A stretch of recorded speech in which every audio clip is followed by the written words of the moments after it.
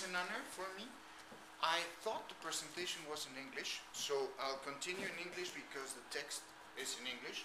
But of course we can go from one language to the other, and feel free to interrupt me, ask me any questions, insult me, or anything you feel like. Okay.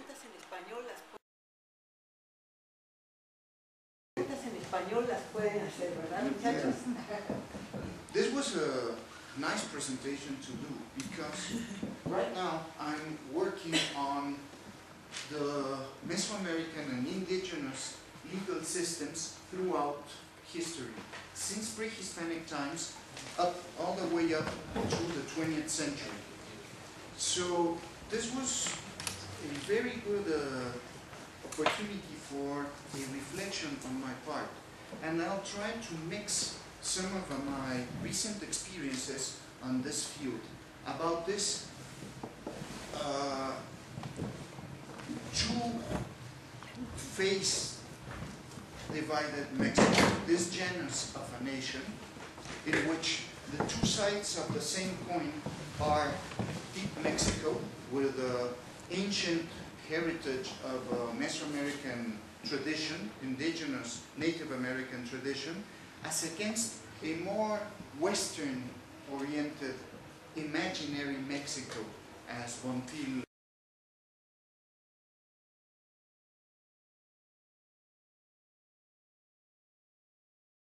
called it. México profundo had a very quick influence in most Mexican circles. It was published relatively recently in 1987 and attained a classic status as a text very soon afterwards, especially, I would say, after the Ejército Zapatista revolted in 1994, and suddenly what Bonfil had said all along, that there was a fundamental contradiction between this Western-oriented Mexico, imaginary Mexico, and the deep Mexico, the México profundo, existed. And so suddenly, by 1994, which was just at the end of the Carlos Salinas de Gortari's presidential period, this became acutely obvious that there was a contradiction, that the modernizing plans, which had been spearheaded by Salinas, were kind of disassociated from most Mexican population. Also, many of Bonfil's observations are valid still today. His second preface, just after the 1988 elections, which were considered as rigged and with widespread fraud, hold also true today after the 2006 elections, which were even more hotly contested and even less legitimate from a social standpoint.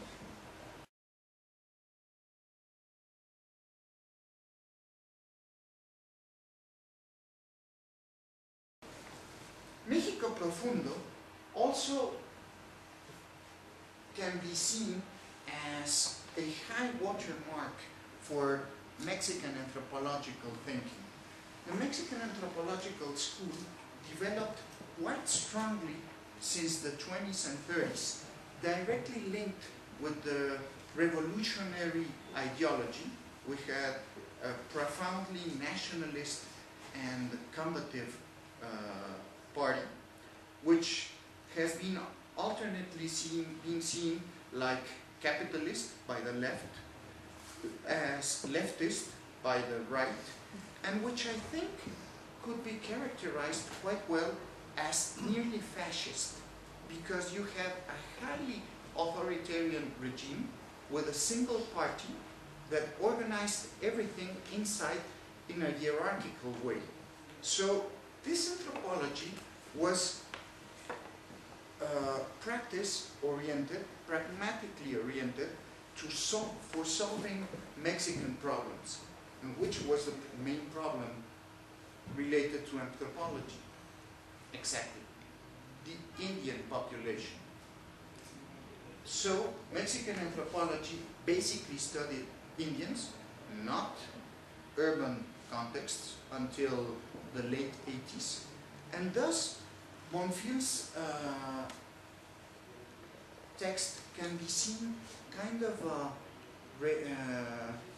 condensation of most of anthropological thinking up till then, but also highly critical of many of the things that had been done and projects that had been developed.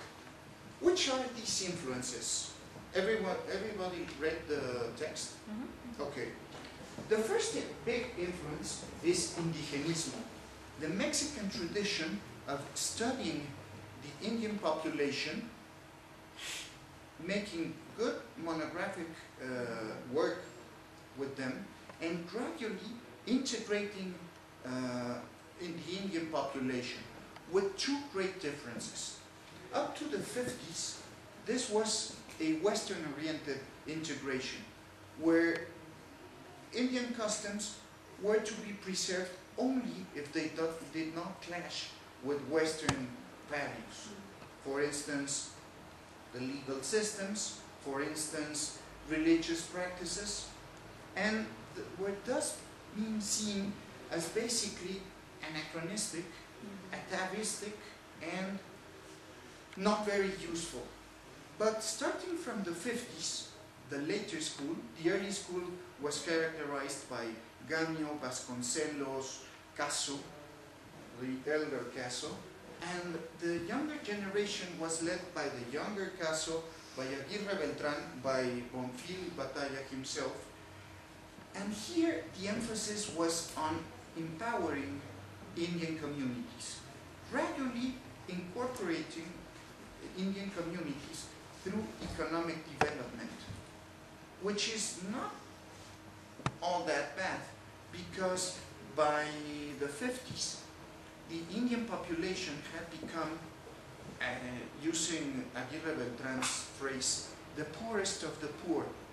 And there were, an Indian identity was not very clear-cut in those days. The second big influence is the theory of mestizaje.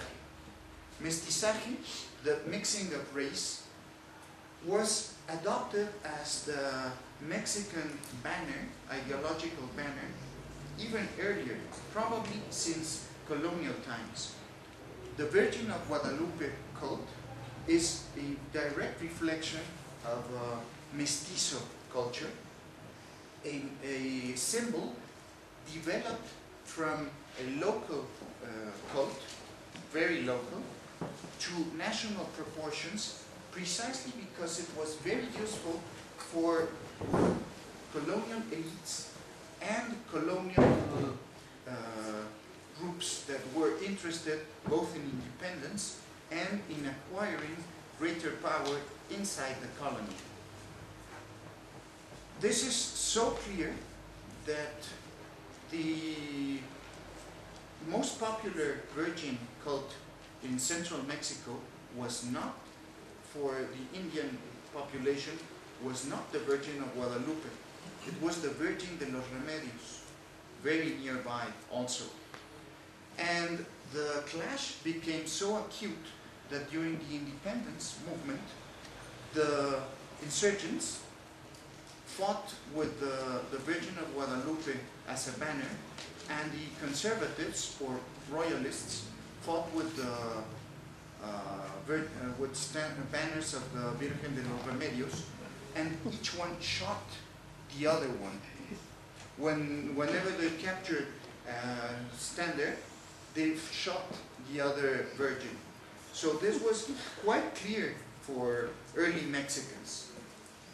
Of course, this marks a very different approach to race and race relations as compared with Argentina, the US, or even Brazil, which have very different outlooks.